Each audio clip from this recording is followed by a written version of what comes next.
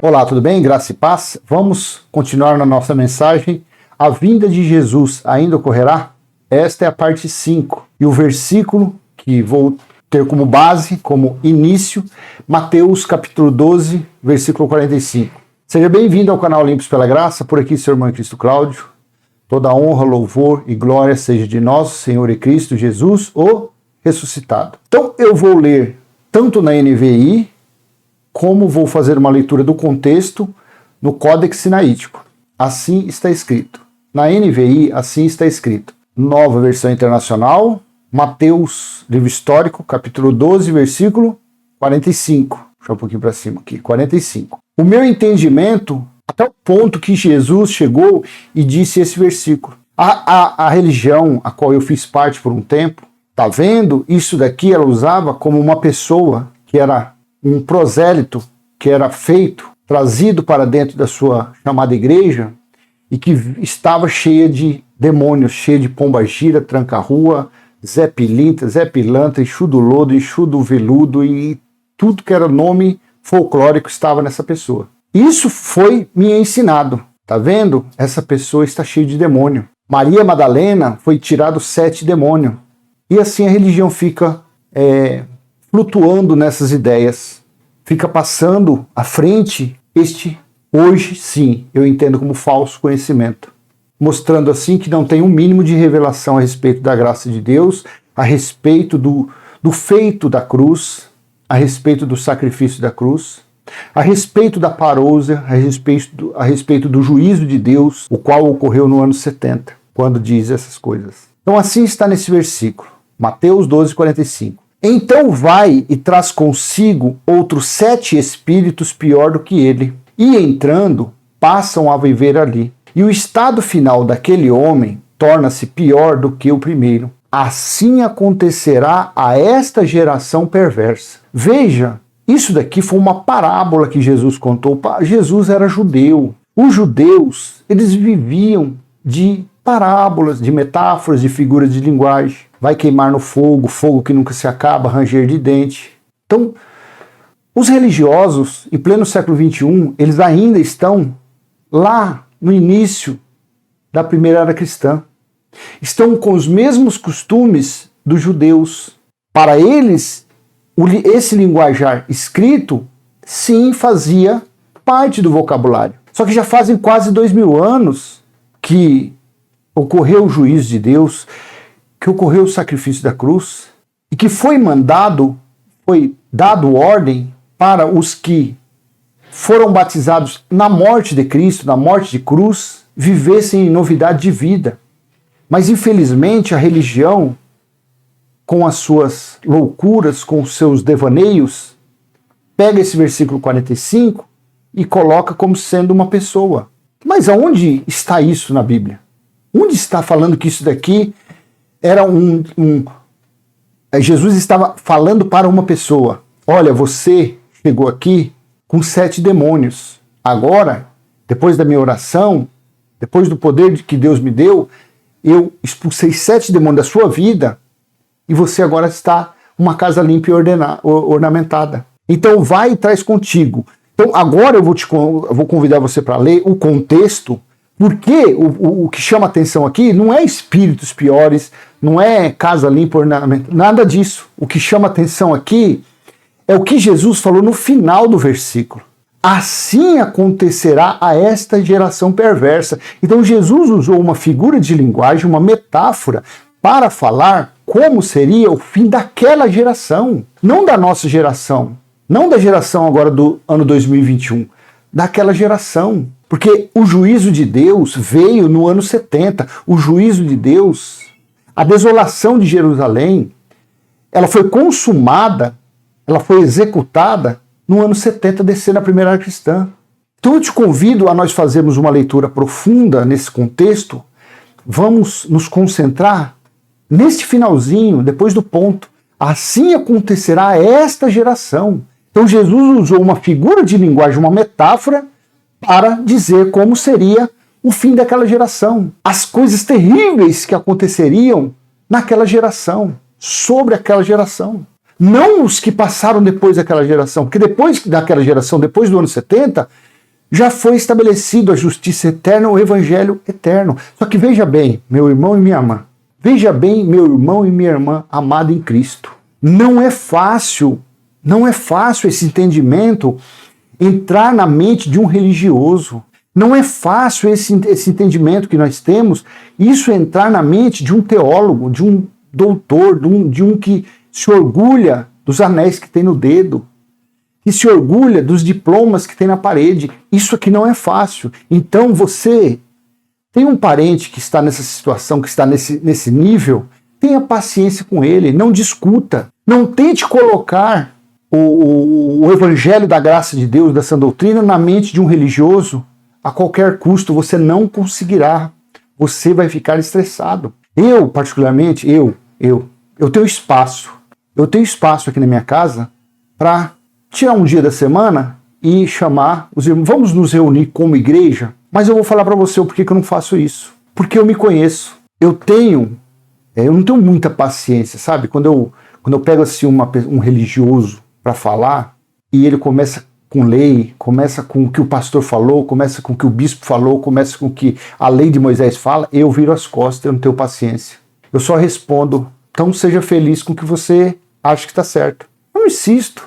Então eu não faço esse tipo de... Eu acho que eu sou mais útil assim, gravando vídeo no YouTube. Faço meu vídeo de 10, de meia hora, de 40 minutos, de 18 minutos, de 25. Respondo algum comentário, tudo bem. Porque afinal de contas, quem sou eu para ensinar alguém? Assim disse Deus em Hebreus capítulo 8, versículo 10 e 11. Ninguém mais ensinará ao seu próximo dizendo conheça a Deus, porque todos me conhecerão. Todos conhecem a Deus. Todos que são dele, todos os filhos e eleitos dele no Espírito, conhecem. Podem estar distantes, podem estar sendo escravizados, vivendo como escravos. Mas que no final, o Espírito vai voltar para o Pai. Amém? Então eu vou fazer assim, eu vou ler o contexto no Códice, agora no Códice Sinaítico, e depois qualquer coisa a gente faz uma comparação. Por isso que eu estou utilizando a NVI, textos que mais assim chegam perto do Códice é a NVI, a King James Fiel, Almeida Corrigida e Fiel, as que mais se aproximam. A Bíblia de Jerusalém, inclusive ela tem até versículos que não existem no Códice. A de Jerusalém também coloca lá alguns versículos que não constam. A Almeida Revista e Atualizada, a ARA, ela coloca entre colchetes, que não está no Códice Sinaítico. Só que a Almeida, o que fez? Ele colocou mais ou menos o entendimento dele, ele não fez não sei como que fala, transliteração, ele não procurou ser tão original como está no Códice.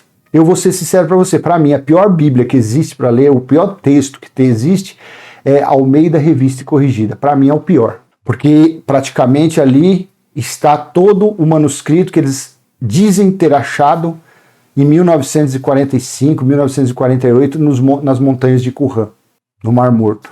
Só que uma coisa é você ter um códice na sua mão datado até a metade do quarto século, lá no comecinho, e outra 1948, que foi praticamente ontem. Então vamos lá, já tem 10 minutos de vídeo, eu queria fazer esse vídeo em 10 minutos. Vamos lá, vou colocar aqui, eu vou sumir da tela e vamos para o Códice. Capítulo 12, do versículo 38 ao 45. Então respondeu-lhe alguns dos escribas e fariseus, dizendo, Mestre, queremos ver de ti um sinal. 39. Ele, porém, respondeu, ele quem? Jesus. E disse-lhes, uma geração ímpia e adúltera pede um sinal e nenhum sinal será dado, exceto o sinal do profeta Jonas. Veja que nesse versículo 40, por que eu acho que a crucificação de Jesus se deu na quinta-feira e não na sexta-feira. 40. Pois, como Jonas esteve 3 dias e 3 noites no ventre do grande peixe, assim estará o Filho do Homem 3 dias e 3 noites no seio da terra. Então façamos a contas. Façamos a conta. Quinta, às 15 horas, 3 horas da tarde, ele deu o último suspiro. Ele disse, tetelestai, está consumado. Quinta para sexta, sexta para sábado e sábado para domingo. Deu 3 dias e 3 noites. Caso seja como a história, como a tradição, como a religião coloca sexta-feira, 3 horas da tarde, sexta para sábado, sábado para domingo, só deu 2 dias. Não deu os 3 dias e as 3 noites. Por isso que eu acredito que quando ele diz tetelestai, está consumado, e entregou o Espírito, foi na quinta-feira, às 15 horas. Vamos continuar, versículo 41. Os homens de Nínive se levantarão no julgamento, veja bem, no julgamento, quem é que iria levantar e quando eles se levantariam? Versículo 41. Os homens de Nínive se levantarão no julgamento com esta geração e a condenarão, porque se arrependeram com a pregação de Jonas. E eis que algo maior do que Jonas está aqui, que era ele. Versículo 42. A rainha do sul se levantará no juízo com esta geração e a condenará, porque veio das partes mais distantes da terra para ouvir a sabedoria de Salomão. E eis que algo maior do que Salomão está aqui. Era ele. Então eu te pergunto, você que está acompanhando essa série de vídeos que eu estou fazendo, você que é um leitor da Bíblia, você que acredita na escatologia, você que está em dúvida se Jesus voltou ou não, quando é que Jesus disse que aquela geração iria passar? Qual seria a geração que aquele povo passaria pelo juízo? Não era a geração que ele estava falando? Não era a geração que ele estava vivendo? A geração que Jesus vivia era a geração de Daniel capítulo 9, versículo 2, a geração dos 70 anos. Então, aquela geração, aqueles judeus, aqueles israelitas, aqueles que mataram, que crucificaram, que açoitaram, que prenderam, que bateram, que mataram, que crucificaram, inclusive crucificou Jesus, aquela geração é que pagou a conta. Aquela geração é que foi responsabilizada por esses atos. Aquela geração que foi culpada desde a morte de Abel até de Zacarias. Então, o juízo de Deus veio. Jesus voltou como juiz no ano 70 para julgar aquela geração. E ele disse no versículo 41, os homens de Nínive se levantarão no julgamento com esta geração e a condenarão. Versículo 42, a rainha do sul, rainha de Sabá, se levantará no juízo com esta geração e a condenará. Para que mais explicação a respeito de que geração que veio o juízo de Deus do que essa? Aí a gente vai lendo e a gente vai chegar no versículo 45, que foi o contexto, porque Jesus usou de uma figura de linguagem, de uma metáfora para falar o versículo 45. Vamos no 43. Aí ele já começou. Quando o espírito imundo sai do homem, ele vai por lugares áridos em busca de descanso e não o encontra. Então ele diz, voltarei para minha casa de onde vim. E ele vem e o encontra desocupado, varrido e adornado. E isso que nós estamos lendo é o Códex Sinaítico. Versículo 45. Então ele vai e leva consigo 7 outros espíritos piores do que ele, e eles entram e habitam ali. E o último estado desse homem se torna pior do que o primeiro. Ponto. Assim será também com esta geração perversa. Você entende, meu amado, que esse versículo, o 45, do 43 ao 45, Jesus não estava com uma pessoa na sua frente, Jesus não estava ali falando para um homem, para uma mulher. Jesus estava usando dessa figura, dessa metáfora, desse ditado, dessa paródia, dessa sátira, sei lá para falar a eles que aquela geração seria condenada, passaria pelo juízo, seria julgada. E o Filho do Homem vindo por sobre as nuvens representava o quê? Julgamento, juízo. Por isso que o sumo sacerdote, em Mateus capítulo 26, versículo 65, ele rasgou as vestes. Porque quando Jesus falou que em breve ele iria ver o Filho do Homem vindo por sobre as nuvens, então ele rasgou as vestes. Sumo sacerdote, porque ele falou assim, não, ele entendeu que Jesus, porque eles esperavam que Deus viesse para julgar, mas não, o juiz era o Filho do Homem, o julgamento, quem iria fazer era o Filho do Homem, a sentença seria decretada pelo Filho do Homem. Então quando Jesus disse isso, o sumo sacerdote rasgou. Então Jesus disse, a religião usa esse Mateus capítulo 12, do versículo 43 ao 45, para dizer que se trata de uma pessoa, que existe demônios, que a vida da pessoa está daquele jeito, está daquela forma, por causa de espírito, por causa de demônio. Mas não foi isso.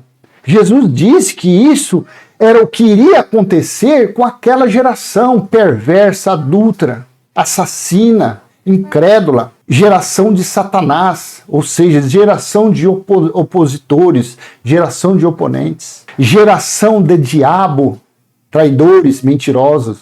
Mas a religião não consegue enxergar isso. A religião não consegue. Por quê? Porque os olhos, o véu da religião, o véu que Jesus disse, tetelestai, o véu se rasgou de alto a baixo, para os religiosos ainda não foi rasgado. O véu para a religião, os olhos da religião ainda está tapado com o mesmo véu. A pessoa só consegue alcançar esse entendimento, alcançar esse nível de entendimento, quando ela se deixa levar pelo Espírito, quando ela começa a aceitar e confessar que ela está no reino de Deus, que o reino de Deus está nela. Então ela começa a ter essa ousadia, essa convicção, essa firmeza, essa certeza de falar, porque ela está reinando em vida. Mas para a religião, para uma pessoa estar reinando em vida, elas têm que ter carrão, casão, mansão, piscinão, fazendão, muito dinheirão. A religião, ela só acha que uma pessoa ela é abençoada quando ela tem posses, quando ela consegue alguma aquisição financeira, bem material, bens materiais. A religião não consegue enxergar que uma pessoa que tem essa revelação é infinitamente superior a todo conhecimento teológico, a todo conhecimento carnal. Para Deus não serve para nada. Então, quando você tem essa fé, quando você, que nem eu estou fazendo essa série de vídeos a respeito da vinda dele, é porque eu tenho base espiritual, eu tenho base de revelação para passar a você. Eu não me engasgo, eu não me enrolo, não tem assim o porquê. Eu venho lendo, por exemplo, Mateus 10, 17, 18, Mateus 16, Apocalipse 1, 7, João 21, que nós vamos chegar lá, palavras que Paulo disse, então não tem rosco, porque a conta fecha. A inequação, a balancinha da inequação não fica para um lado nem para o outro, ela fica nivelada, porque é Deus revelando em nosso coração, é o Espírito da graça revelando na nossa mente, então não tem erro, não tem como a conta não fechar. Então eu li para você no Códex Sinaítico, para fechar com chave de ouro, agora eu vou ler rapidinho na NVI, para você ver que o texto da NVI é um texto bem fiel, salvo algumas partes, mas é o que eu te falo. Você tendo um aplicativo de Bíblia, você tendo vários textos bíblicos, você vai fazendo comparações. Então eu vou colocar agora na NVI e vou ler do versículo 38 a 45. Vou fazer uma leitura rápida. Então alguns dos fariseus e mestres da lei lhe disseram: Mestre, queremos ver um sinal milagroso feito por ti. Versículo 39. Ele respondeu: Uma geração perversa e adúltera pede um sinal milagroso, mas nenhum sinal será dado, exceto o sinal do profeta Jonas. 40. Pois assim como Jonas esteve 3 dias e 3 noites no ventre de um grande peixe, assim o Filho do Homem ficará 3 dias e 3 noites no coração da terra. 41. Os homens de Ninive se levantarão no juízo. Veja, no tempo dele tem aqui, se levantarão no futuro. Se fosse um M, se levantaram, foi passado, mas se levantarão no futuro, no juízo, com esta geração. Então, quando chegasse o juízo que chegou no ano 70, Jesus disse que os homens de Ninive que acreditaram na pregação de Jonas se levantariam e condenariam aquela geração, a geração dos 70 anos. Não o resto, não as outras gerações. Os homens de Ninive se levantarão no juízo com esta geração e a condenarão, pois eles se arrependeram com a pregação de Jonas, e agora está aqui o que é maior do que Jonas. Veja que está batendo com o que nós lemos no Códice. 42. A rainha do sul se levantará no juízo com esta geração e a condenará, pois ela veio dos confins da terra para ouvir a sabedoria de Salomão, e agora está aqui o que é maior que Salomão. Aí pronto, aí ele usa aqui, tá vendo aqui, entre aspas, ele usa uma metáfora, uma figura de linguagem. Para a religião que faz a leitura no literal ao pé da letra, eles pegam isso e já colocam um caboclo lá na frente, tá vendo? É ali, Jesus estava falando. Não, Jesus falou assim, quando o espírito imundo sai de um homem, passa por lugares áridos, procurando descanso, como não o encontra, diz: voltarei para a casa onde saí. Chegando, encontra a casa desocupada, varrida e em ordem. Versículo 45. Então vai e traz consigo outros 7 espíritos pior do que ele, e entrando passam a viver ali. E o estado final daquele homem torna-se pior do que o primeiro. Assim acontecerá a essa geração. Então Jesus usou de uma figura de linguagem, de uma metáfora, e para falar o que aconteceria àquela geração. Você consegue entender agora? Você entendeu? Não estou querendo aqui dizer que nos dias de Jesus de Nazaré não havia espírito. Lógico que havia. Por que havia espíritos imundos nos dias de Jesus? Porque foi a maldição de Deuteronômio, capítulo 28, versículo 28. Aqui, ó. Foi maldição para os judeus, para os israelitas. Aqui, ó. Deuteronômio 28, 28. Aqui, ó. Que diz: o Senhor os afligirá com loucura, com cegueira e confusão mental. Se você colocar na Almeida Corrigida Fiel, olha como está. O Senhor te ferirá com loucura, com cegueira e com pasmo de coração. Se você colocar na Bíblia Hebraica, que é a Bíblia Hebraica Sefer, o Eterno te ferirá com loucura, com cegueira e com obstrução do coração. E se colocar na King James Fiel, assim está o versículo 28, o Senhor te ferirá com loucura e cegueira e espanto de coração. E na Nova Almeida Atualizada, o Senhor os ferirá com loucura, com cegueira e com perturbação de espírito. Então essas manifestações, quando Jesus esteve na terra e ele expulsou os demônios, realmente ele expulsou, mas eram espíritos imundos da parte mandada por Deus. Por quê? Porque era uma maldição para os que não obedeceram às leis de Moisés. Foi para o povo, para os israelitas. Então as úlceras, os tumores, prisões, foram para eles. E o porquê que está isto, essas manifestações nos dias de hoje dentro das igrejas pentecostais, neopentecostais? Porque eles vivem antes da cruz, eles estão debaixo das mesmas maldições, das maldições que os judeus e os israelitas estavam. Os religiosos que frequentam esses lugares estão na mesma coisa. Então há essas manifestações para que eles deem crédito à mentira, como está segundo Tessalonicenses, capítulo 2, versículo 11 e 12.